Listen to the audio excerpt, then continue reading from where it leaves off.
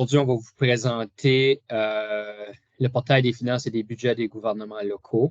Vous avez sûrement déjà vu des courriels par rapport à ça.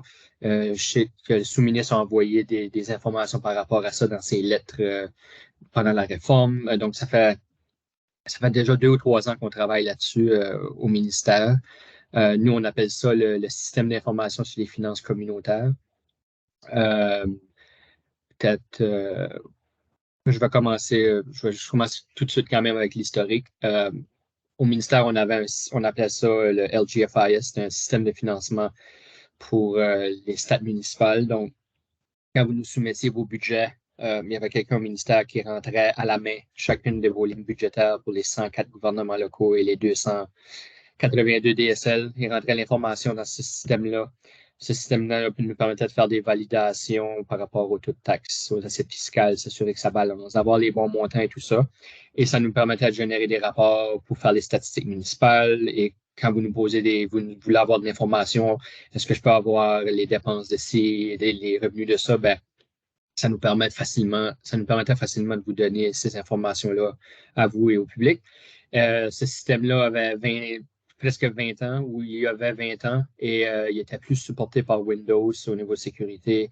Avec la réforme et les ratios de taxes et les nouvelles évaluations foncières, le système était en bon français capote. Donc, on n'aurait pas pu l'utiliser post-réforme. Donc, on a commencé il y a quelques années déjà on planifiait déjà remplacer ce système-là. Et en même temps qu'on l'implémentait, la réforme est arrivée. Donc, on a dû s'ajuster pour tout ce qui arrivait avec la réforme, les taux de taxes, les nouvelles évaluations, les ratios et tout ça. Donc, comme je dis, ça fait 2, 3 ans qu'on travaille là-dessus.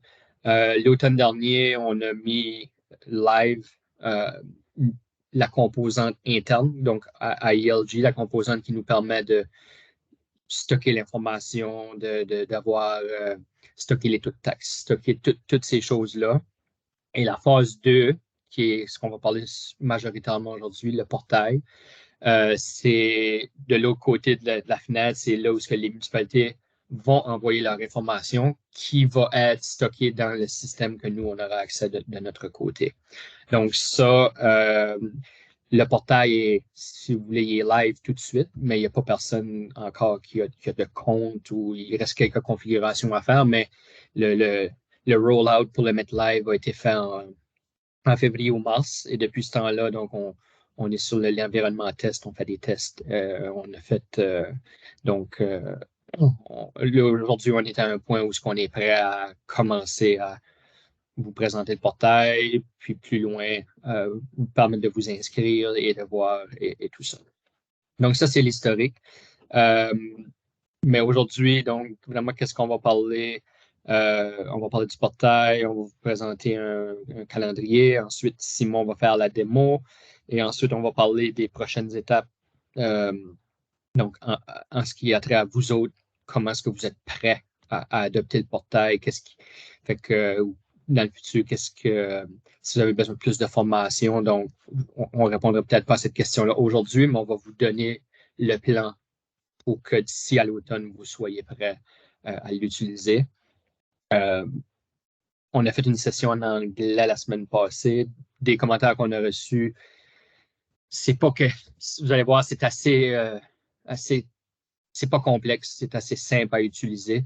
Donc, la plupart vont pouvoir faire la majorité des choses par eux-mêmes, mais c'est possible qu'il y ait un besoin de formation et donc on pourra parler de ça. Donc, au niveau des attentes, aujourd'hui, on ne va pas vous donner votre nom d'utilisateur aujourd'hui. Vous ne pourrez pas aller dedans aujourd'hui, mais ça va venir en juillet. Donc, dans pas longtemps, je crois qu'il y a une mise à jour à être faite au niveau de la solution est bâtie sur la plateforme Fusion, qui est le système comptable de GNB. Donc, c'est bâti là-dessus. Je crois qu'il y a une update en juillet. Et ensuite de ça, on pourra commencer à faire vous donner vos noms d'utilisateurs ou ce que vous allez avoir un utilisateur principal par municipalité. Et c'est cet utilisateur-là qui va gérer le portail. Donc, c'est pas nous qui va le gérer pour vous autres. On va vous donner l'accès et l'utilisateur principal pourra donner l'accès à d'autres membres de la municipalité, mais ce sera vous autres même qui va gérer votre portail, vos accès. Donc, c'est pas ELG qui va faire ça pour vous autres. Donc, on va vous donner toute l'information, mais c'est assez simple. Vous allez voir, Simon va en faire la démo. C'est quel clic de bouton et c'est fait. Donc, l'accès va venir prochainement, mais vous allez voir aujourd'hui dans le démo, vous allez voir toutes les sections du portail. Quelques avantages qu'il va avoir, ben, le portail va avoir les données historiques. Par historique, ça va commencer en 2022 ou 2023. On n'a pas les données à partir des années avant ça parce qu'il y a eu tellement de changements avec la réforme, donc ça donne pratiquement rien. Ça aurait été trop complexe. Il aurait fallu rebâtir chacune des années précédentes pour chacune des municipalités. Donc, l'année de référence sera 2023 et en avant. Donc, à partir des prochaines années, toutes vos informations vont être là-dessus. Ça veut dire si dans 5 ans, vous voulez retourner voir votre budget 2023, vous allez pouvoir le faire. Si vous allez retourner voir vos évaluations foncières 2023, vous allez pouvoir le faire. Vous allez voir vos taux de taxes, vous allez pouvoir le faire. Donc, toutes les données seront à une place. Pour ceux qui sont les trésoriers, les calendriers de paiement, vous avez eu cette année pratiquement un courriel de moi chaque mois, alors que les années précédentes, vous aviez un calendrier complet pour l'année.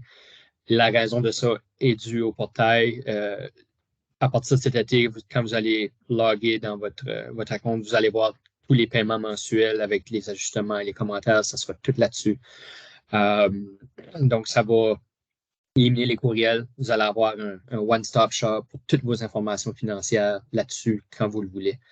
Ça va être par cloud. Vous n'aurez plus besoin d'envoyer vos budgets par papier, par la poste. Vous allez l'envoyer en ligne. Vous allez attacher votre résolution, une pièce jointe. Tout va être là-dessus. Tout va être stocké là-dessus. Donc, puis si vous envoyez votre budget là-dessus, on a des questions, il y a une manière pour nous de vous renvoyer votre budget et dire on veut vous clarifier ceci, puis ça va tout être fait en ligne.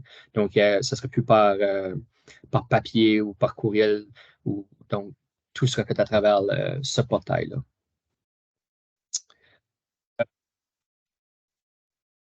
Encore là, je n'ai parlé pas mal. Peut-être quelque chose que j'ai oublié. Sur le portail, il y aura certains calculs qui vont se faire seuls. Par exemple, quand vous allez entrer votre budget, vous allez entrer votre taux de taxe et le mandat va se calculer. Le portail va vérifier si ça balance ou pas. Le portail va dire, mais il manque ça en revenu pour balancer. Donc, ça va prendre une petite adaptation, comprendre qu'est-ce que chaque chiffre veut dire, mais tout sera là-dessus. On va pouvoir mettre la subvention sans condition, le montant sera là-dessus. Votre coût d'évaluation pourra être là. On pourra mettre votre PILT, surplus déficit. Donc, il y aura une place pour mettre toutes ces informations-là où ce que quand vous faites votre budget, vraiment, toutes les informations qu'on vous envoie par courriel est là-dessus. Et il y a aussi une base de connaissances, donc un knowledge base, que tout de suite, il n'y a pas grand-chose dessus, mais à long terme, on prévoit bâtir et mettre des documents là-dessus, pas seulement par rapport au budget, mais ça pourrait être autre chose, par exemple, des formulaires pour les emprunts capitaux, on pourrait mettre ça là-dessus. Donc, il y a la place à bâtir sur la base de connaissances, sur des informations qu'on peut mettre là-dessus et qui sont fixes et qui sont tout le temps là. Un autre peut-être genre d'historique par rapport au portail. Ce printemps, on avait envoyé un courriel, on a fait un sondage pour voir ce que les gens pensaient, c'est quoi leurs préoccupations. Puis dans ce sondage-là, on avait demandé s'il y a des gens qui étaient intéressés à aller plus loin dans le test, si on veut. Donc, il y a à peu près une trentaine de personnes qui ont dit qu'ils voulaient participer. Donc, avec ces gens-là, on a fait un genre de groupe de travail, puis on leur a soumis des captures d'écran. Donc, qu'est-ce que vous allez voir en démo aujourd'hui, mais plutôt en capture d'écran, on leur a demandé, donc, si vous avez des commentaires, qu'est-ce qui sont vos défis, qu'est-ce qui sont vos inquiétudes et tout ça. Et à partir de ce groupe-là et des commentaires qu'on a eus, on a demandé, on a été plus loin, puis on a demandé est-ce qu'il y a des gens qui veulent tester le portail. Donc, on a choisi 12 municipalités, donc on vous voulez avoir un peu le petit groupe, mais les 12 municipalités, je pense que je les ai dans l'autre diapo, mais on voulait avoir une représentativité des grandes et des petites anglais-français. Donc, afin, peu importe la municipalité, de voir ce qui était le commentaire. Après qu'ils ont fait le test, on a eu une rencontre. Plusieurs d'entre eux ont proposé, on aimerait ça, on ne comprend pas ça, peut-être que ceci serait bien. Puis, il y a eu, je ne sais pas comment, mais peut-être une dizaine d'améliorations ou une demi-douzaine d'améliorations qui ont été proposées. On les a implémentées tout de suite. Donc, on a fait les changements dans le portail. À partir du lendemain, on a planifié plusieurs changements et ils ont tous été mis dans le portail. Donc, ça veut dire que vraiment, le produit qui va être présenté aujourd'hui aura déjà fait, si on veut, un bêta testing avec 12 municipalités qui ont fourni leurs commentaires. Ça ne veut pas dire que vous n'en aurez pas aujourd'hui, mais on pense que le produit comme qui est là est utilisable à l'automne. Puis, comme que ce programme-là est en ligne sur Cloud, on peut faire de l'amélioration continue. C'est pas qu'est-ce que vous voyez cet automne, c'est fini pour les prochains 20 ans. On travaille avec IBM qui est là pour nous supporter chaque année. On a un budget. Fait que s'il y a des améliorations ou s'il y a des ajouts qui sont planifiés dans le futur, donc on va bâtir sur cette solution-là. Mais pour l'instant, l'important, la première phase, c'était les budgets. S'il y a autre chose après, on verra en temps et lieu, mais au moins, cette première phase-là est faite. Et comme là, on va faire un démo. Il y aura une formation pour que chaque municipalité puisse adopter le portail. Comme que on va en parler un peu plus tard. C'est pas un outil free for all où ce que tous les membres du conseil vont être enregistrés, puis toutes les municipalités, le staff de la municipalité va être dessus. Nous autres, on suggère d'avoir quelques utilisateurs par municipalité. Parce qu'à la fin de la journée, vous allez entrer vos données budgétaires, donc vous ne voulez pas avoir 20 personnes qui jouent là-dedans en même temps. Mais ça serait important que chacune des municipalités fasse son propre plan, comment elle va utiliser le portail. Les municipalités qui ont testé, donc comme vous allez voir, on avait des plus grandes villes à certaines plus petites, donc Moncton, Haute-Terre, Edmundston, les districts ruraux, ça c'est plus à l'interne au ministère, mais ils vont avoir une section du portail pour eux. Oromocto, Harvey, Saint John, St. Andrews. Donc on avait un peu de tous les types et tailles de municipalités pour participer au test. Le plan. Donc, on fait un démo aujourd'hui. Il y en a un autre en français la semaine prochaine, je crois. On voulait avoir 2 sessions pour s'assurer d'avoir le maximum de gens possible. En juillet, on va vous donner l'accès. À partir de l'accès, on va vous donner en anglais, ils appellent ça un playbook. C'est donc un manuel d'utilisateur. Puis il y aura des démos, des petites vidéos d'1 minute ou 2 par section. Donc, vous allez pouvoir si vous voulez vous former vous autres même par rapport à ça, jusqu'en septembre. Parce que tout de suite, quand vous allez en juillet, on va vous donner l'accès, vous allez juste voir 2023.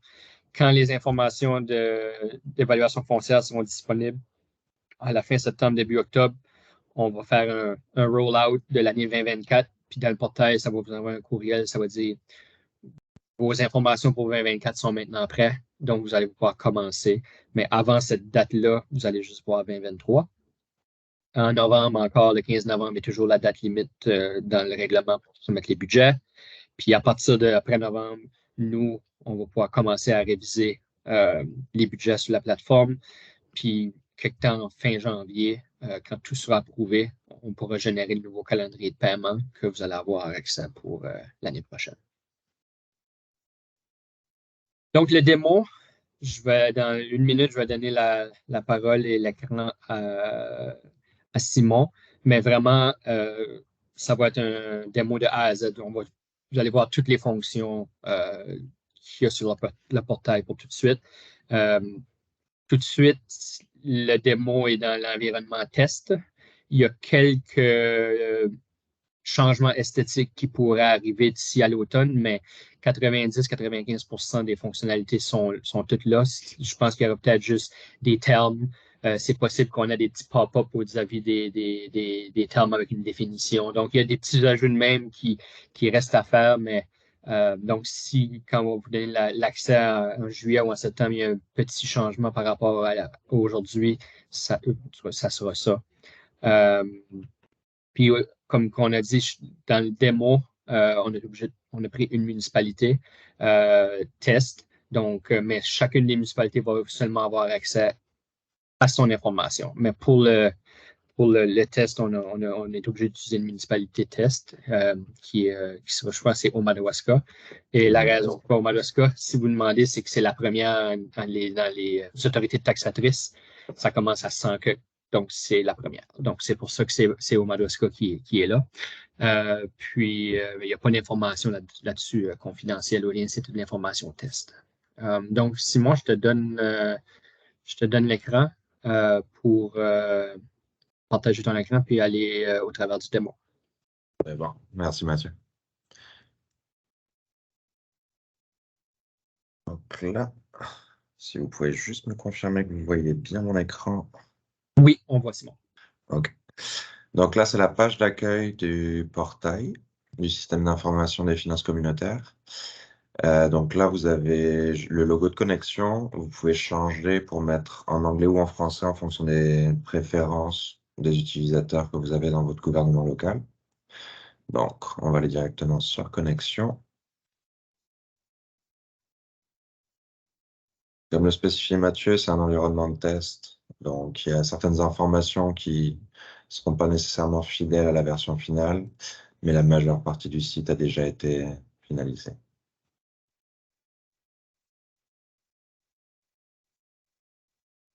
Donc là, on arrive sur la page d'accueil. Vous voyez déjà les 6 menus principaux.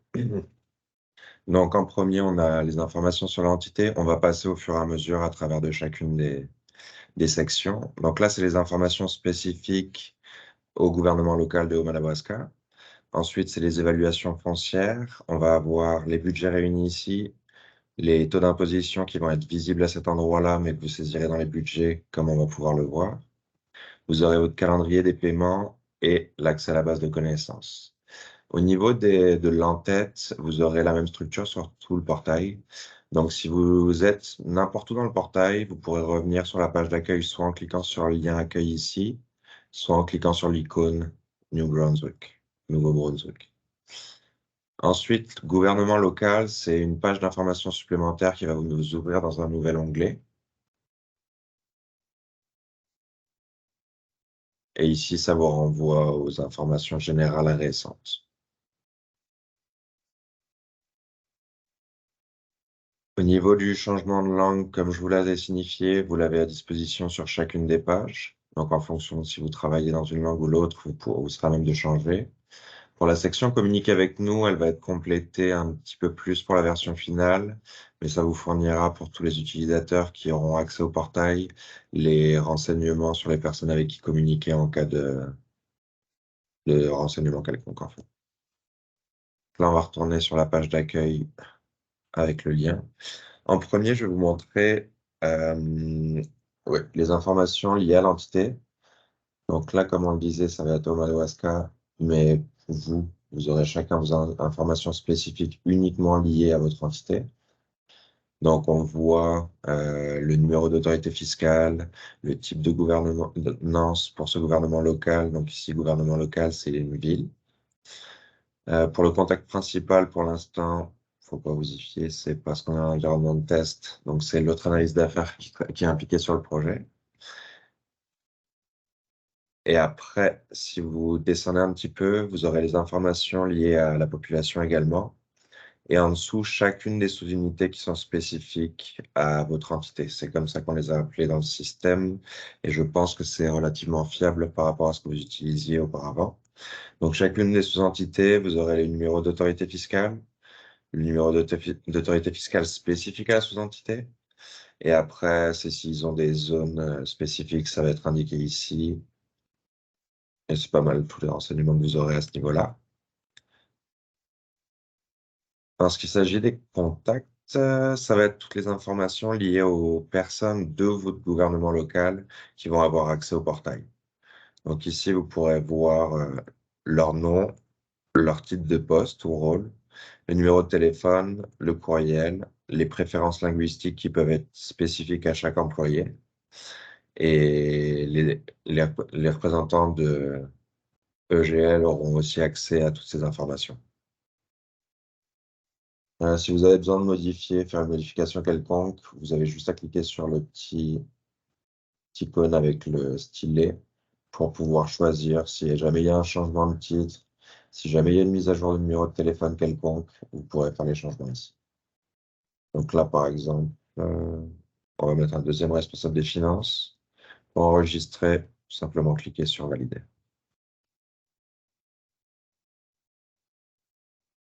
Vous aurez un petit pop-up pour vous confirmer que les détails ont été mis à jour.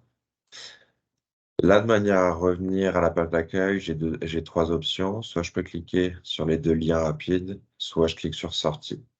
Là, ça va me ramener à ma page d'accueil, étant donné que c'était la page précédente pour les informations liées à l'entité. Ensuite, on va pouvoir voir les données d'évaluation foncière. Donc, pour les données d'évaluation foncière, vous les aurez affichées en fonction des plus récentes aux plus anciennes, de manière générale. Vous avez différentes manières de les afficher. Donc, soit vous pouvez sélectionner pour une année budgétaire spécifique. Pour cet exemple, je vais prendre 2023. Ça va vous restreindre uniquement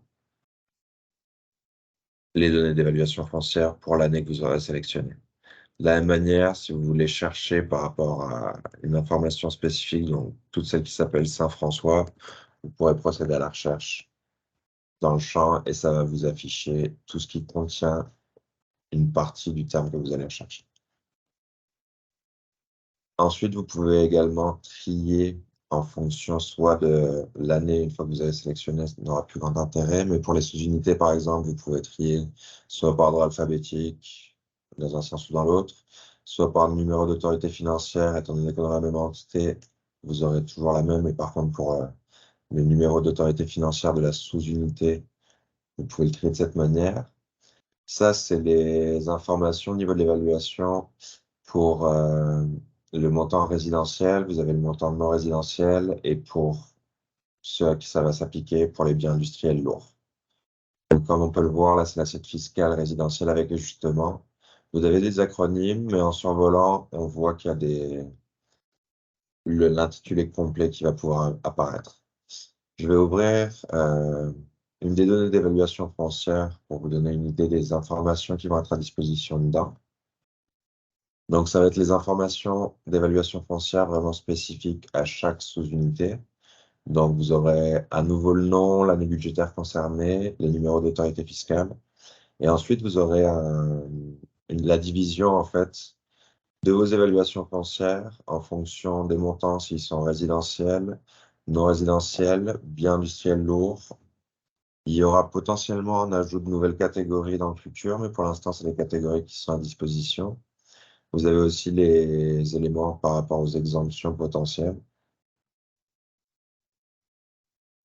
Donc là, je vais naviguer en cliquant sur sortie pour revenir à la liste. Et là, je vais revenir à la page d'accueil.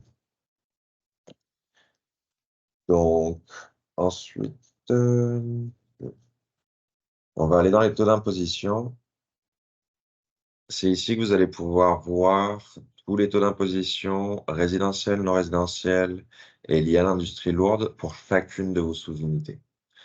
Donc, cette page, c'est vraiment pour l'affichage. Il va y avoir l'intégralité des données historiques. Comme Mathieu le mentionnait, à l'heure actuelle, vous aurez 2023 au moins pour l'information historique. Si jamais vous voulez restreindre à une année spécifique, les mêmes options que pour les données d'évaluation foncière sont à disposition. Donc, vous pouvez soit les sélectionner par année, soit vous pouvez faire des recherches avec des critères spécifiques. Dans la première colonne, vous aurez l'année budgétaire, deuxième, le nom.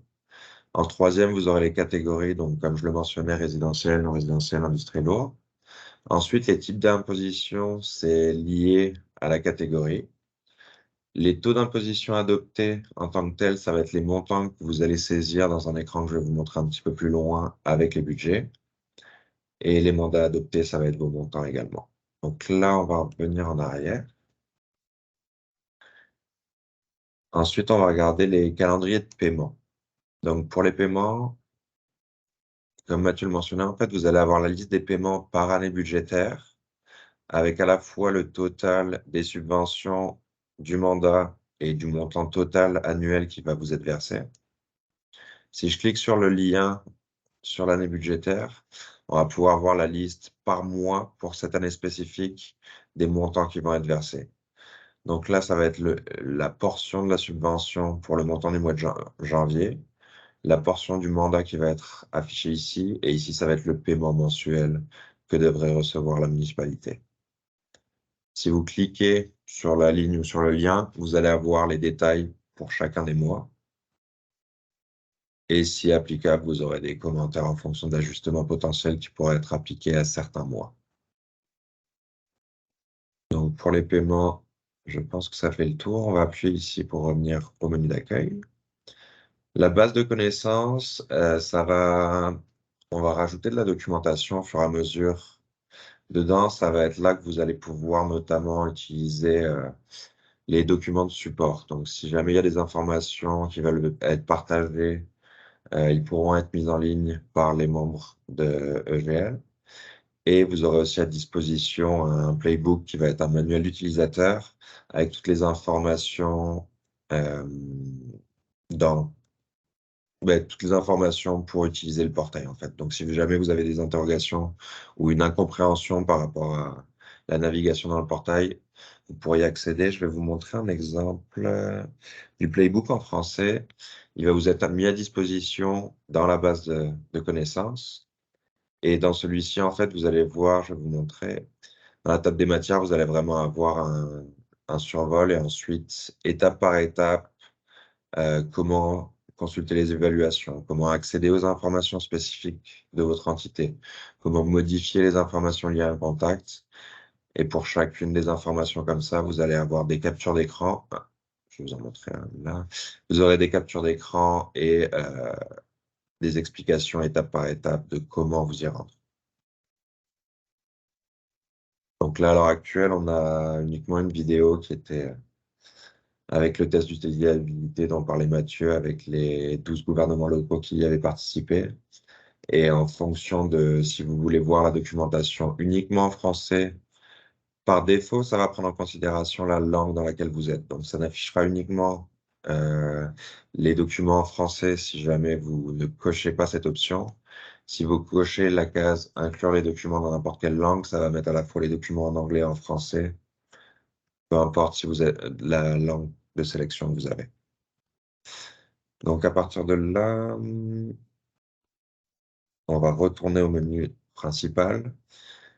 Donc là, on a vu les informations liées à l'entité, les informations d'évaluation foncière, la liste des taux d'imposition, l'intégralité, c'est-à-dire l'historique plus les taux actuels, les calendriers de paiement et ainsi que la base de connaissances. Maintenant, la pièce centrale, ça va vraiment être au niveau des budgets. Donc pour les budgets, vous allez avoir une liste des budgets. Donc à l'heure actuelle, on a les budgets 2023, comme on peut le voir, qui ont déjà été soumis auprès de GL, qui ont été révisés à 2 niveaux et à l'heure actuelle, ils sont approuvés par le directeur. Donc je vais ouvrir le budget général pour vous donner un exemple et juste vous montrer qu'une fois que le budget va être validé, il n'y aura plus de modifications possibles en fait. Donc je vais prendre un exemple pour les... Ensuite, on va avoir un budget modifiable pour 2024, mais c'est simplement pour vous montrer, vous aurez les numéros des lignes budgétaires avec les montants précédents, le montant adopté pour 2023, la différence par rapport à l'année précédente. Et ici, vous avez le titre de la ligne budgétaire. Donc ici, en l'occurrence, c'est les biens immobiliers avec la taxe d'amélioration locale. Donc avec un montant adopté de 3 286 000. Et on voit que les montants adoptés ici sont grisés. Je vais revenir au budget 2024 maintenant, qui est le général, et on va voir les modifications qu'on peut faire.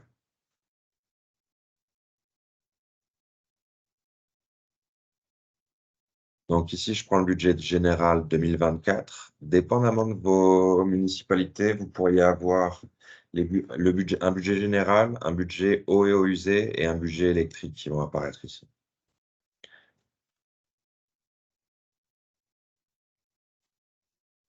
Donc là, dans le budget général, comme vous pouvez le voir, on a un petit résumé budgétaire avec l'entité qui est concernée, l'année budgétaire et le type de budget.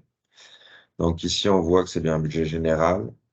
Les budgets vous seront visibles sur le portail uniquement une fois que les budgets seront prêts pour les gouvernements locaux. Et ça va être contrôlé par Mathieu et son équipe une fois que les budgets seront prêts pour vous à saisir les informations, donc en général à l'automne. Pour le coût de l'évaluation, vous avez le montant qui est indiqué ici. Dans la partie de l'entête, vous avez aussi différentes informations. Étant donné qu'on est dans l'environnement de test, vous n'aurez pas nécessairement toute l'information à disposition, mais vous aurez les montants d'ajustement, les montants des subventions, donc avec la subvention de base et la péréquation. Et là, vous avez les totaux des revenus de la subvention. Pour les mandats potentiels, c'est une fonctionnalité qu'on envisage de développer qui vous donnerait une information avec le taux de taxation, taux d'imposition de l'année précédente et l'évaluation foncière de l'année en cours, quel montant vous pourriez avoir comme mandat potentiel. Pour les mandats adoptés, ça va être la séparation entre résidentiel, non résidentiel, bien industriel lourd et le total des recettes des mandats adoptés. Et ensuite, pour le budget, vous allez voir, les revenus et les dépenses vont être complétés au fur et à mesure où nous allons saisir le budget. Et pour l'équilibre, vous avez l'équilibre potentiel et l'équilibre équilibré. Donc, l'équilibre équilibré, c'est un montant qui va vous servir de tracker pour voir est-ce que vos revenus et vos dépenses, la balance de vos revenus et de vos dépenses. Pour le montant du budget général, il va aussi y avoir la prise en compte du mandat aussi dans le calcul, mais au moins ça va vous permettre d'avoir un indicateur de suivi pour voir si votre budget est équilibré. Les taux d'imposition vont être présents. Donc là, en l'occurrence, on a un taux d'imposition non résidentiel et le taux d'imposition pour les biens industriels lourds qui vont être présents à ce niveau-là. Mais vous allez pouvoir les saisir pour l'année budgétaire en cours dans l'onglet qu'on voit ci-dessous, qu'on va voir un petit peu plus tard. Donc pour les revenus, comme vous pouvez le voir, on a les grandes catégories. Donc pour le budget général, en l'occurrence, vous avez de 1.1 à 1.8, 1.9. Et on a les montants précédents totaux pour les taxes d'amélioration locale, par exemple. Le montant adopté, vous allez voir qu'il va être ajusté en fonction des montants que je vais saisir. Donc là, par exemple, on va aller dans taxes d'amélioration locale. Donc, pour chaque catégorie, pour taxe d'amélioration locale, vous aurez les informations sur le budget de l'année budgétaire précédente, le montant adopté pour l'année en cours, la différence relative et absolue. Et ici, ça va être pour la saisie des lignes budgétaires uniques. Donc, par exemple, pour les biens immobiliers, là, on va commencer à faire une simulation de saisie budgétaire. Je vais remettre le même montant que l'année précédente. Une fois que j'ai rentré mon montant, vous allez voir que vous allez avoir à disposition enregistrer, sauver, fermer ou retour à l'aperçu du budget. À l'heure actuelle, si vous cliquez sur enregistrer, ça va vous garder sur la même page. Si je clique sur, et vous allez avoir une confirmation. Donc les lignes budgétaires ont été mises à jour avec succès.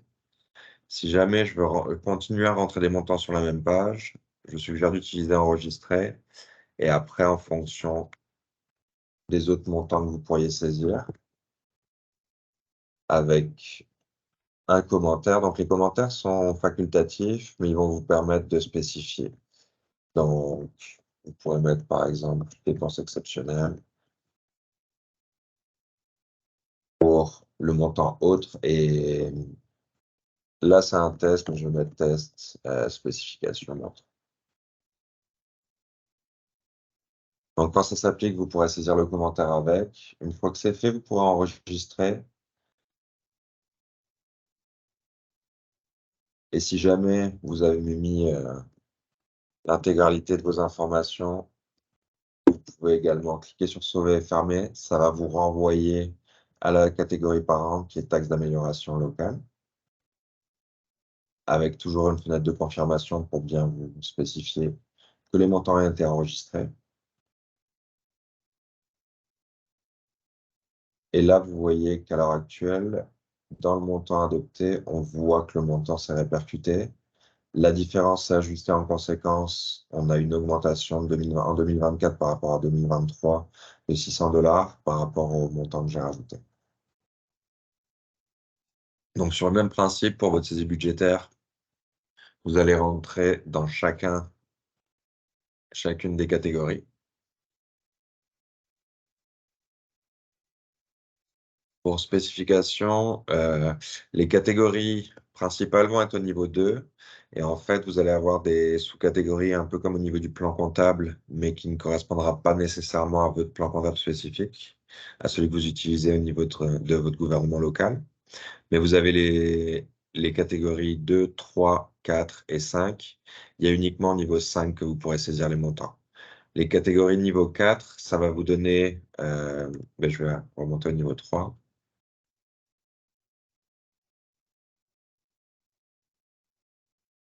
Les sous-catégories et ça va faire le total de toutes les sous-catégories de niveau 5 au niveau 4, de tous les niveaux 4 au niveau 3 et des niveaux 3 au niveau 2. Donc en l'occurrence, on va aller dans le niveau 5 pour saisir le montant.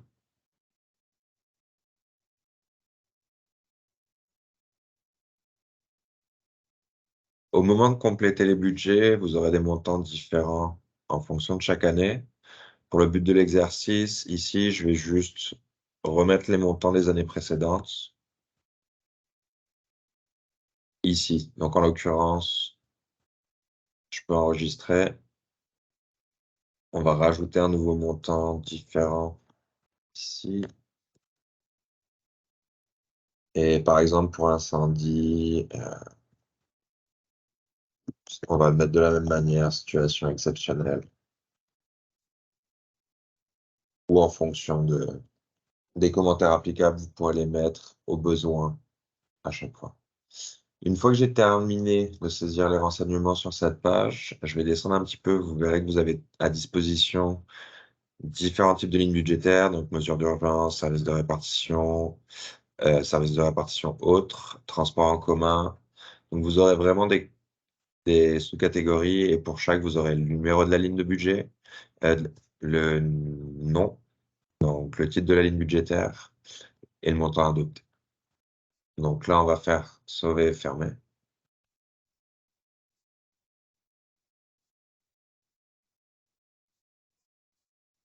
Il va me ramener à la catégorie, au budget principal.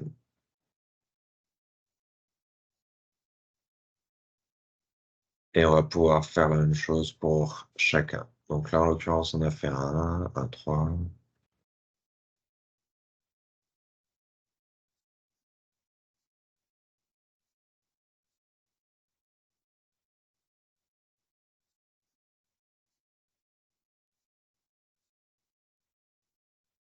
Donc là, en l'occurrence, je vais vous en montrer un de plus, où on va saisir le montant.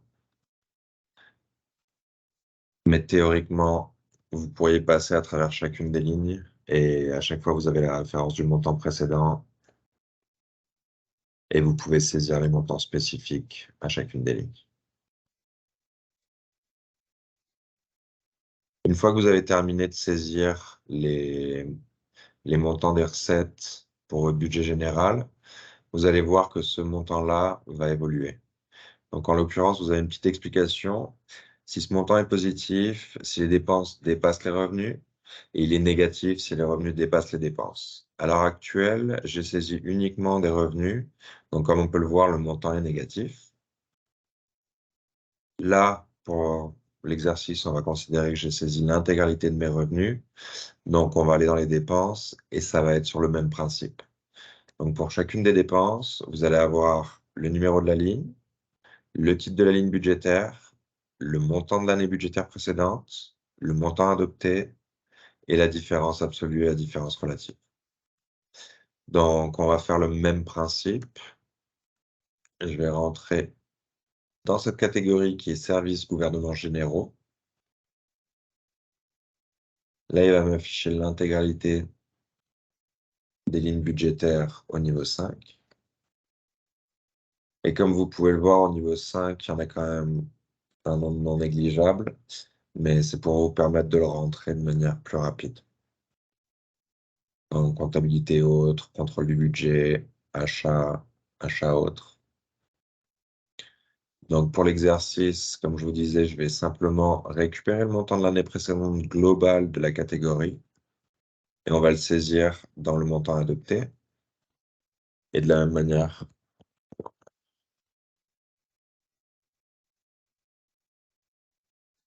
donc là, on va sauvegarder et fermer. Ça va nous ramener à la page principale du budget. Et ce montant-là a été ajusté en conséquence. Donc maintenant, ce qu'on va faire, je vais vous prendre ce montant-là. 4, 7, 2, 3. Et je vais le rajouter dans une des dépenses. Maintenant, on va essayer de voir. C'est probablement parce qu'il n'y a pas les taux de taxes non plus, Simon. C'est pour Non, ça. Non, c'est pour ça, ouais. mais je peux y aller directement, en fait. J'avoue que c'est mieux de le montrer avant de montrer l'équilibre. Donc là, je vais retourner au niveau des taux d'imposition. Les taux d'imposition, vous allez pouvoir gérer les ratios et les taux d'imposition dans l'onglet ici. Donc, c'est dans le budget et vous allez avoir l'onglet taux d'imposition. Donc, en haut, c'est ici que vous allez pouvoir affecter les ratios d'imposition pour les montants non résidentiels et biens industriels lourds, étant donné que les taux d'imposition pour non résidentiels et industriels lourds vont être corrélés avec le taux résidentiel. Donc, par exemple, vous allez pouvoir jouer jusqu'à 4 décimales près. Et par exemple, on va mettre 1,5. Là, vous pourrez enregistrer et ça va recalculer les montants non résidentiels et bien industriels lourds en conséquence. Donc là, j'ai modifié le 1,5, ça va modifier celui-ci. Et en l'occurrence, c'est ici que vous rentreriez vos... Donc si jamais on avait un changement de quelconque, on va mettre 1,078. Et là, vous pouvez saisir les taux d'imposition pour chaque sous-unité pour l'année 2024 dans le budget général. Euh, Et à chaque fois que vous allez enregistrer, ça va calculer en conséquence le montant du taux d'imposition non résidentiel et pour les biens industriels lourds en fonction des ratios que vous avez établis initialement et en fonction des des taux d'imposition résidentiels que vous allez mettre. Est-ce qu'il y avait d'autres éléments à spécifier sur cette page, Mathieu? Ok. Donc là, je vais retourner dans mes dépenses et là, on va pouvoir montrer avec l'équilibre. Donc, comme vous le voyez, on avait 4 723 auparavant, là, on est passé à 4 744. C'est lié au fait que j'ai augmenté certains taux d'imposition. Donc, ça a pris en compte avec l'évaluation foncière un nouveau montant en conséquence. 4, 7, 4, 4. 4, 7, 4. Ok.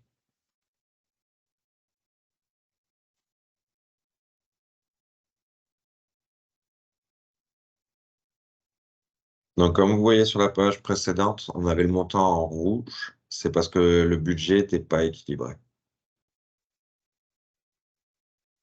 Donc là,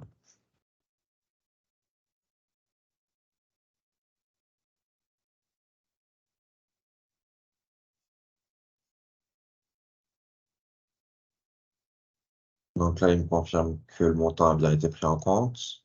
Et comme vous voyez là, on a le montant qui vient de passer en vert. C'est parce qu'à l'heure actuelle, dans l'environnement de test, on a mis en place un seuil de tolérance qui est de 500 $. Je vais vous montrer un exemple si le budget n'était pas équilibré.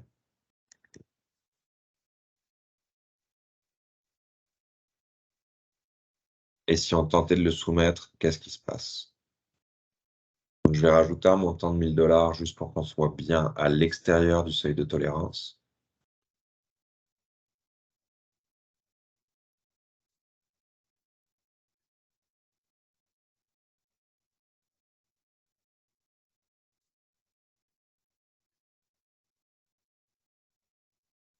Donc là, il a mis à jour. Comme j'ai cliqué sur sauver et fermer, il va m'envoyer au niveau du budget. Et là, comme vous pouvez le voir, il est à 570. Si jamais je tentais de soumettre le budget à l'heure actuelle, il va y avoir un message d'erreur qui va nous indiquer que le budget n'est pas valide pour la soumission et qui va donner certaines informations.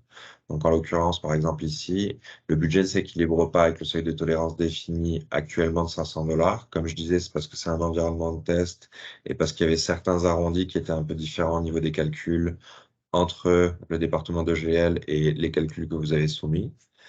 Et ici, on voit que le budget est équilibré lorsque le total des dépenses est égal au total des revenus plus le total des subventions ajustées, plus le total des mandats adoptés. Et on voit les valeurs des montants. Donc, dépenses totales, total des revenus, subvention totale ajustée, mandat total adopté. Pour ce que vous voyez encore avec les termes en anglais, on va encore avoir des modifications. Donc, vous aurez les termes en français en intégralité à l'automne ou dès juillet. Et des mises à jour sont nécessaires pour le total des dépenses ou le total des revenus ou le total adopté du mandat pour l'équilibre budgétaire. Donc là, on voit que le montant est positif. Donc, comme nous le spécifiait tout à l'heure, c'est qu'il y a un excédent de dépenses. Donc là, soit je peux rééquilibrer en rajoutant des revenus, ce qu'on va faire dans cet exemple-là. Donc, je vais prendre une ligne budgétaire et je vais rajouter les 570.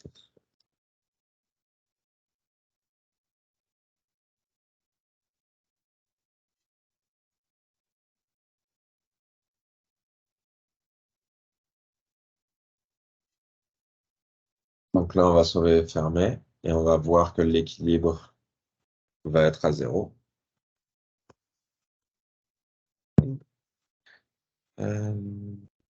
OK, donc là, comme on voit, le montant est équilibré pour le budget général. À partir de là, maintenant, on peut le soumettre. Donc, si vous cliquez sur soumettre, le budget va être envoyé pour révision au département de GL et le budget ne sera plus éditable de votre part. Donc, soyez bien sûr qu'au moment de la soumission, vous n'ayez plus aucune information pertinente à mettre dedans, étant donné que la période de saisie des informations budgétaires va être entre le moment où vous voyez comme derrière le statut est budget prêt pour les gouvernements locaux, jusqu'au moment où vous allez le soumettre pour révision. La seule manière dont il serait éditable par la suite, ce serait que EGL vous demande des informations complémentaires et pourrait temporairement vous le débloquer pour révision budgétaire. Donc là, ici, on va considérer que le budget... Ah, je vois qu'on a une question de Jacques. Oui, Jacques. En fait, ma question, c'est si on est à l'intérieur du 500 on va être capable quand même de le soumettre, c'est ça? Si vous êtes à l'intérieur du budget, du seuil de tolérance, vous allez être capable de le soumettre. Dans la version finale, ça ne sera pas 500 $. On l'avait mis particulièrement large pour certaines raisons, comme je disais, dont les arrondis et pour certains tests. Mais théoriquement, vous aurez un seuil de tolérance qui sera réduit dans la version finale, mais vous allez avoir le montant en vert et vous connaîtrez le seuil de tolérance à ce niveau-là. Ouais. Si tu pourrais ajouter là-dessus et tout, Jacques, une des raisons, puis tu peux faire le test à Edmundston si tu veux, mais quand vous faites votre mandat divisé par l'assiette fiscale, ça vous donne votre taux de taxation. OK? Mais si Ouais. tu fais la maths de l'autre côté, le taux de taxe multiplié par ton assiette fiscale, tu ne vas pas obtenir le même mandat.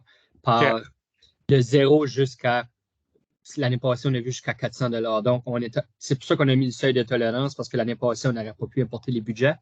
Donc, on va vous donner moi, je dirais ça, une procédure. On va décider si on garde la seuil de tolérance plus élevée, mais le seul temps que la seuil de tolérance, c'est pour des erreurs d'arrondissement et non pas parce que. Donc, on veut s'assurer que on ne veut pas vous en retourner un budget parce qu'il manque 4 cents, mais de notre côté, on veut que les budgets balancent. Mais parce que quand dans le portail, vous entrez votre taux de taxe et non votre mandat, c'est possible que si vous faites tout votre travail avant pour dire, moi, mon mandat est 1 million, mais mec, tu rentres tes taux de taxe, ça va te donner 1 million 100 000. Excuse, 1 million 100. Donc, il ne balancera pas de 100 $. Donc, on est après à essayer de développer le concept de comment ça va fonctionner, parce qu'on sait que c'est juste une erreur d'arrondissement. Fait qu'on ne veut pas bloquer un budget pour ça, mais on veut quand même, notre intention avec les municipalités soumettre des budgets équilibrés quand même. Là. Fait que c'est un peu pour ça que c'est là. Ça reste à peaufiner. Mais oui, il y aura un seuil pour. On ne veut pas vous retourner le budget pour 1 $. Là. OK, Ça fait que ça reste à déterminer, mais oui, ton commentaire est bon. merci. Merci Jacques, merci Mathieu. Donc là, comme je disais, je vais confirmer pour la soumission du budget. Et là, vous allez constater qu'à la fois le statut va être modifié et les montants pourront plus être modifiés au niveau du budget. Une autre chose aussi, je veux juste ajouter un oubli. Quand vous allez cliquer sur soumettre le budget, il va y avoir un autre commentaire qui va dire est-ce que vous avez attaché toutes les pièces jointes avant d'envoyer? Parce qu'une fois que vous avez soumis le budget, les pièces jointes ne peuvent pas être ajoutées. Donc, ce commentaire sera là parce qu'on s'attend à ce que vous nous soumettiez votre one-pager de résolution avec le signé scellé que vous l'attachiez en pièce jointe avec votre budget.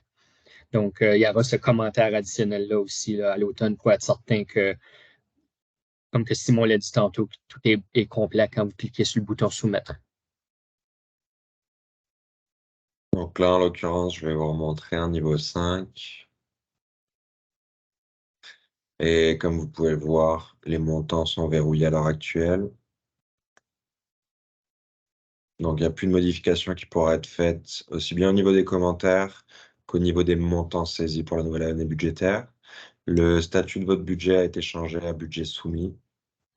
Et l'option dont parlait Mathieu pour joindre des pièces jointes, c'est celle-ci. Donc, en fait, au sein du budget, ça, théoriquement, je pense qu'elle est accessible à l'heure actuelle, même une fois que le budget est soumis. Mais c'est là où vous allez pouvoir rentrer. Donc, vous allez pouvoir soit cliquer ici, puis naviguer dans vos fichiers pour le mettre, soit vous pouvez juste glisser et l'intégrer ici. Vous allez choisir au niveau de la catégorie, soit général, soit relevé financier, le titre obligatoire, et pour les résolutions du conseil, en l'occurrence, c'est ici dont Mathieu parlait pour pouvoir les intégrer. Et vous pourrez les télécharger avec votre soumission budgétaire.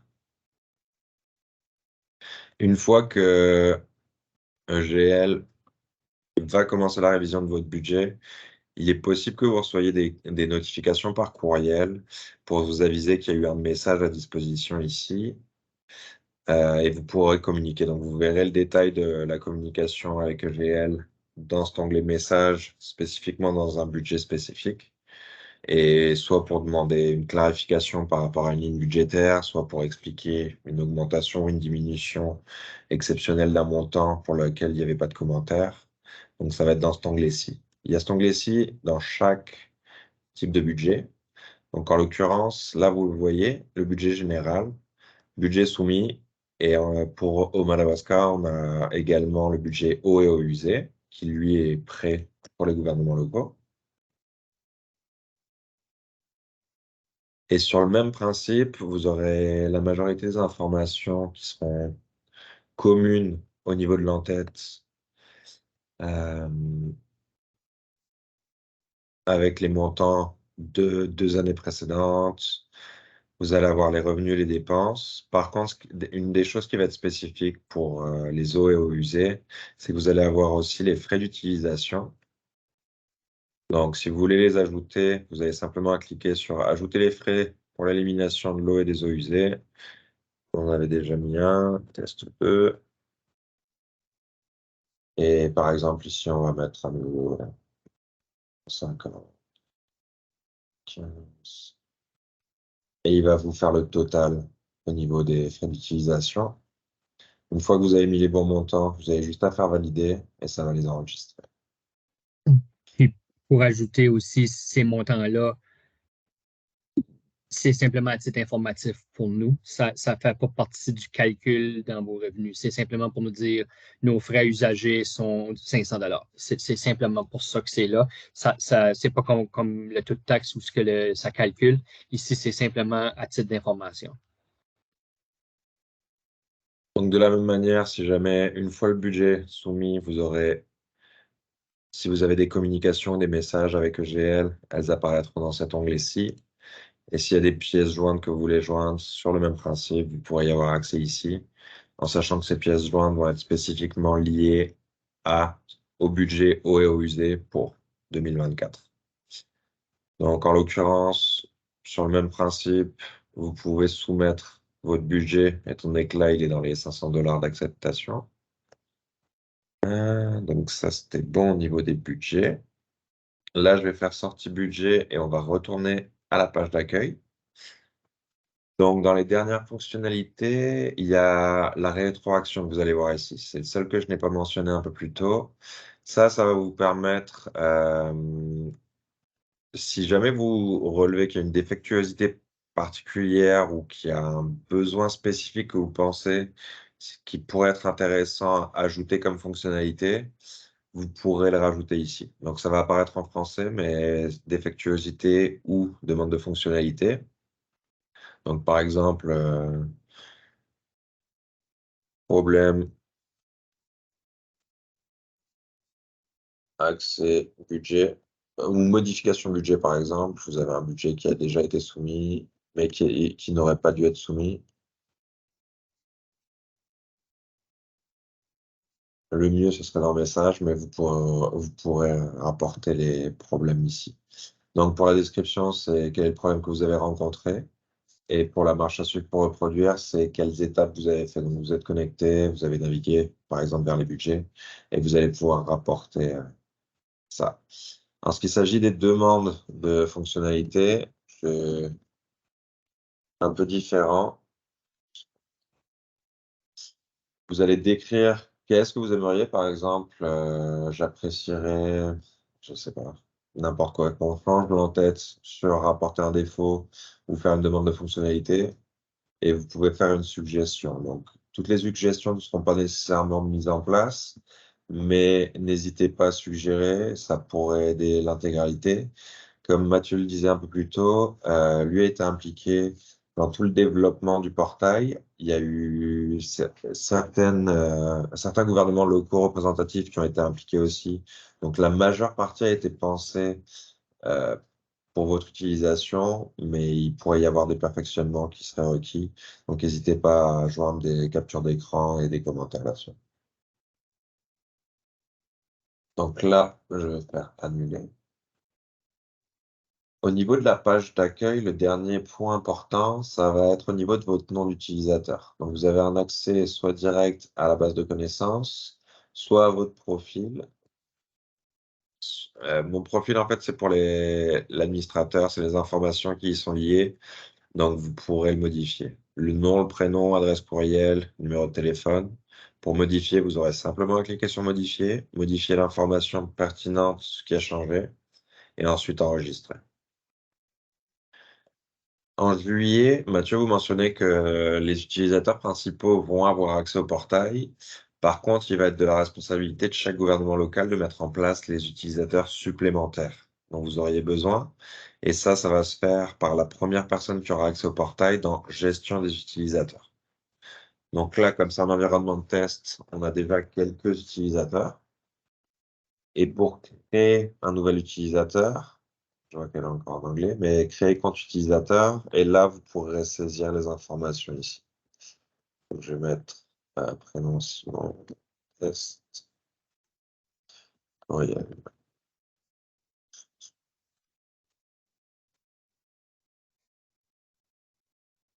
Donc ça, le téléphone, 25 06 567.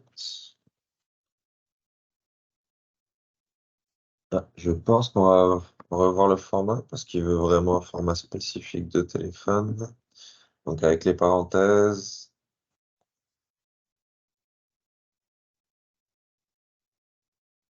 Et le trait. Ok.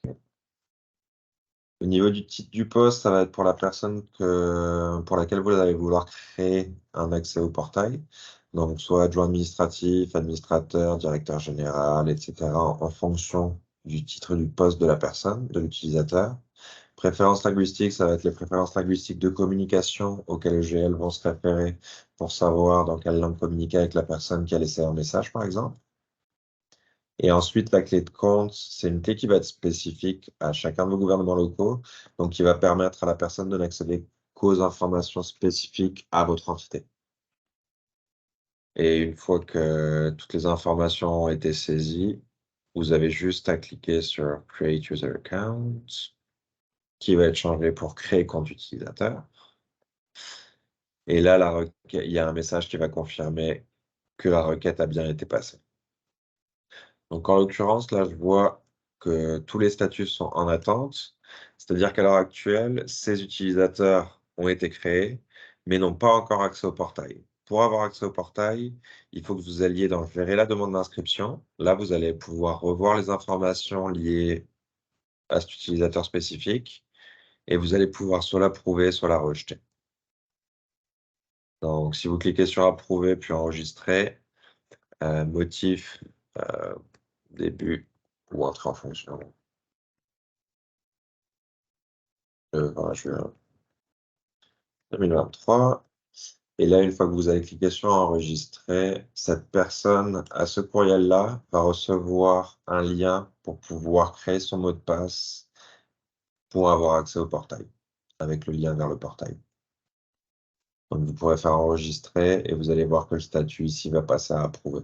Tant que vous n'avez pas approuvé une demande d'utilisateur, même si vous l'avez créée, ils ne pourront pas avoir accès au portail. Pour les rôles d'utilisateurs, vous avez juste le détail, donc à quelle entité ils appartiennent, et celui-ci avec les modifications les plus récentes. Mais ok. Donc, je pense que ça fait pas mal le tour à ce niveau-là. Et il y aura potentiellement aussi cette chaîne qui va être mise à disposition avec un pas à pas. Donc, en plus du guide utilisateur, le playbook que je vous avais montré tout à l'heure, qui va vous mettre à la fois des captures d'écran et les étapes par étape pour accéder à certains endroits dans le portail, il y a des vidéos qui ont été faites pour chaque chose spécifique. Donc, comment voir un paiement, comment entrer des lignes de revenus, comment rentrer où rentrer les ratios liés au taux d'imposition. Donc, ça, vous l'aurez à disposition ici. Et je pense que ça fait le tour, Mathieu. Oui, peut-être juste une dernière. Peux-tu aller dans le budget, un qui n'est pas approuvé? Je veux juste parler d'une fonctionnalité qu'on est après à Absolument. mettre aussi dans Eau et Égout. Euh, donc, il y a deux boutons bleus, là, exporter gabarit. Donc, si vous cliquez là-dessus, ça va vous sortir un CSV file avec toutes les données entrées, mais ça permet aussi d'utiliser ce CSV-là pour entrer vos données et le réimporter après. Tout de suite, on l'a pas, on le présente pas tout de suite parce que on va surtout je veux pas dire tester, mais les gens qui voudront s'aventurer et utiliser ces fonctionnalités-là pourront. Mais c'est qu'étant donné que quand vous exportez le dossier, il faut seulement que vous entrez les données à la bonne place. Vous ne pouvez pas ajouter une colonne, enlever une ligne, effacer quelque chose parce que ça va toujours faire une erreur. Et on garantit, donc, on ne va pas vous tenir par la main dans ce processus-là, mais ça sera deux fonctionnalités qui seront là pour ceux qui ont des systèmes comptables qui veulent faire des VLOOKUP dans le fichier CSV et l'importer. Ça ressemble à quelque chose comme ça, là. C'est ça, Simon? Ouais, ça ressemble à ça ici. Juste une seconde, ça ressemble à ça, oui. Ouais, ça. Donc, vous ne pouvez pas effacer rien. La seule chose, vous pouvez entrer à la ligne G et H, vous pouvez entrer les montants. Pas G, excuse, H et I. Donc, le Ouais, commentaire plutôt. et le montant, ligne par ligne si vous voulez comme ça, puis après l'importer. Mais comme que je dis, si vous effacez quelque chose, vous ajoutez une ligne, une colonne, ça va faire une erreur. Et l'autre chose aussi, c'est c'est à vous, si vous utilisez cette fonction-là, de vérifier que tous les chiffres après sont bel et bien bons. Mais pour ceux c'était un commentaire général qu'on avait eu lors des tests. Donc, cette fonctionnalité-là, elle est là. Pour ceux qui voudraient jouer avec l'automne prochain. Donc, c'était un commentaire qui est revenu que les gens voulaient avoir un fichier d'import. Il est là. Si vous préférez entrer à la main, vous pouvez entrer à la main. Si vous voulez faire un mélange des deux.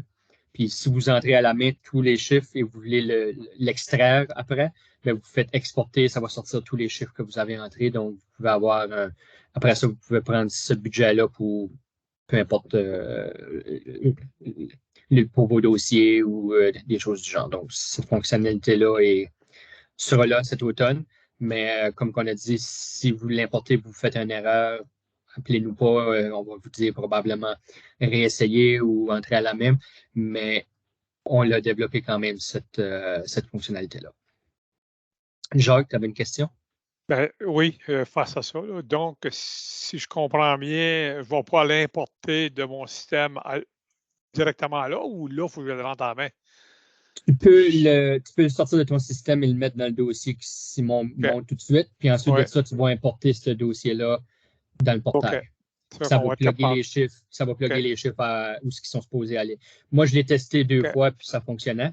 Mais je ne peux pas garantir que si tu as fait une erreur là-dedans, que le portail ne va pas tout.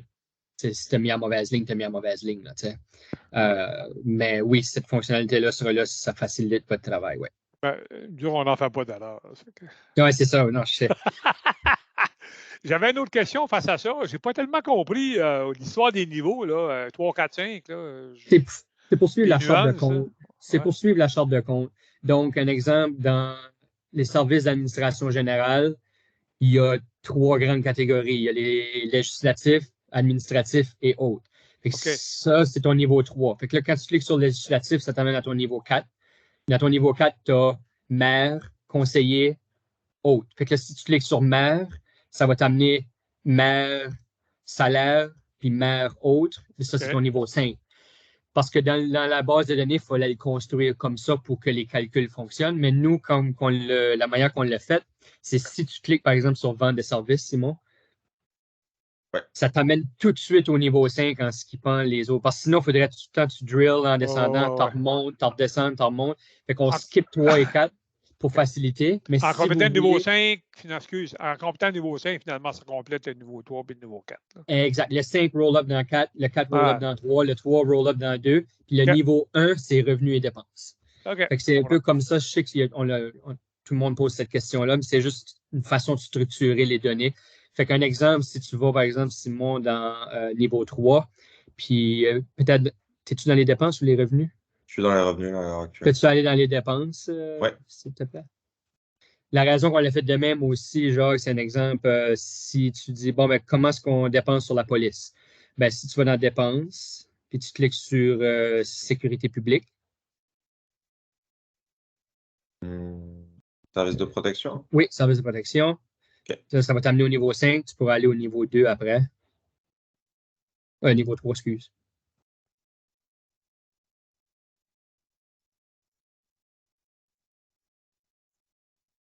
Ça semble être un peu plus lent aujourd'hui. Hein. J'ai quelques fenêtres ouvertes aussi avec le partage. Ça... Ouais. OK. Donc, si tu vas à niveau 3. Oui. Ici. Fait que là, un exemple, tu aurais, par exemple, police, incendie, urgence. Fait que si tu ne veux pas aller au détail, tu as le portrait par catégorie un peu plus large. Fait que c'est ce que ça te permet de faire. Fait que là, tu pourrais dire, ben, mon service de police, j'ai 4,7 millions. Fait que c'est un peu pour ça qu'on l'a bâti comme ça. C'est plus facile pour l'extraction de données aussi, puis faire des rapports et des choses comme ça. Et si on clique sur un niveau 3, on aurait nécessairement que les enfants de ce niveau 3 jusqu'au niveau 5 qui vont apparaître. Oui. Parce que si vous passez de 2 à 5, vous allez voir tous les 5 qui sont reliés aux 2. Mais si vous êtes à 3 et vous cliquez sur une catégorie, vous allez voir tous les 5 qui sont reliés aux 3 et ainsi de suite. Là. OK. C'est bon. Merci. Est-ce qu'il y aurait d'autres questions?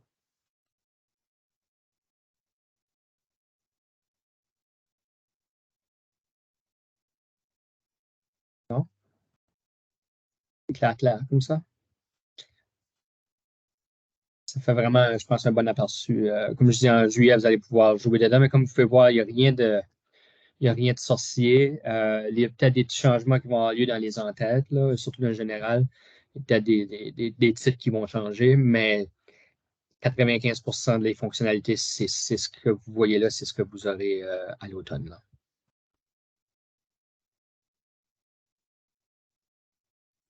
Donc, s'il n'y a pas de questions là-dessus, je vais aller. Il me reste 2-3 diapos, puis ensuite de ça, on peut faire on pourra clore la rencontre. Oups. Faut que je partage.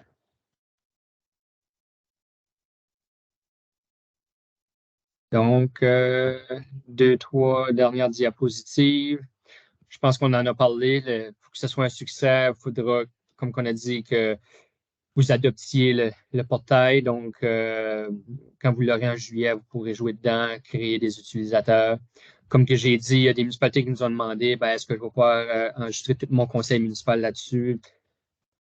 Notre suggestion est que ça reste administratif, c'est pas une bébelle. C'est vraiment pour soumettre vos budgets. Donc, plus d'utilisateurs que vous allez avoir là-dessus, plus de gens qui vont jouer dedans. Comme vous pouvez voir, dans chaque ligne de budget, on a ajouté si tu veux, une fonctionnalité qui dit c'est qui le dernier qui l'a changé. Donc, vous savez toujours quand la dernière mise à jour a été faite. Fait que si ce n'est pas vous autres, puis vous avez vu, hop, mon collègue a changé, puis il n'aurait pas dû, vous allez pouvoir avoir ce audit-là dans le portail. Donc, aujourd'hui, on a fait le démo. En juillet, il va y avoir de la vidéo de formation, vous allez avoir accès au portail. D'où à septembre, on va vous demander de jouer dedans un peu, d'aller voir les fonctionnalités et tout ça. Et on va vous demander, est-ce que vous avez besoin de plus de formation? Est-ce que vous avez besoin de choses spécifiques? Et on va plutôt que faire une formation et inviter 77 municipalités, on va plutôt dire, on a 12 qui ont de la misère avec les taux de taxes, on va faire une rencontre ces taux de taxes pour ces 12-là. Puis si vous n'avez pas besoin, vous êtes à l'aise avec le matériel, vous êtes good to go.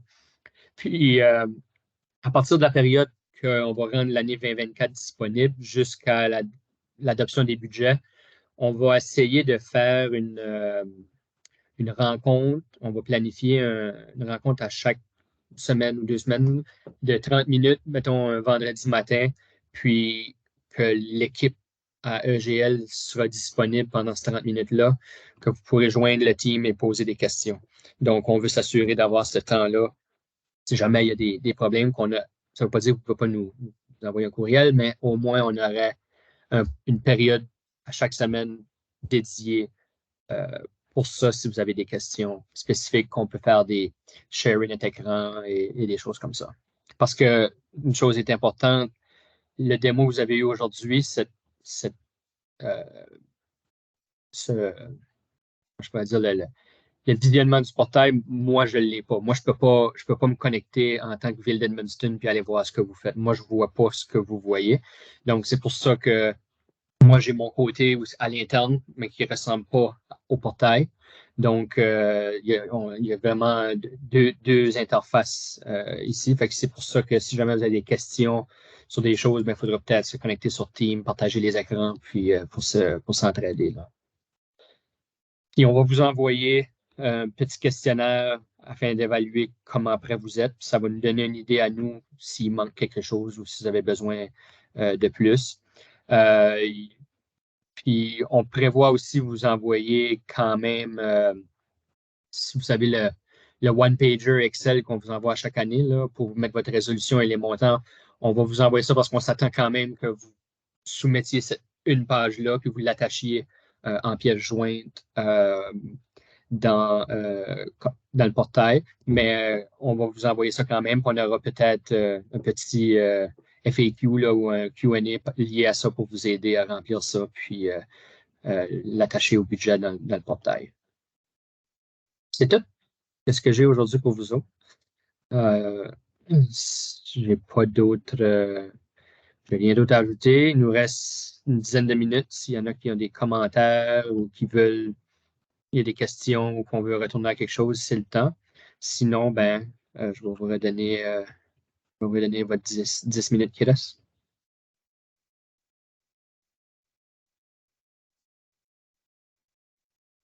OK.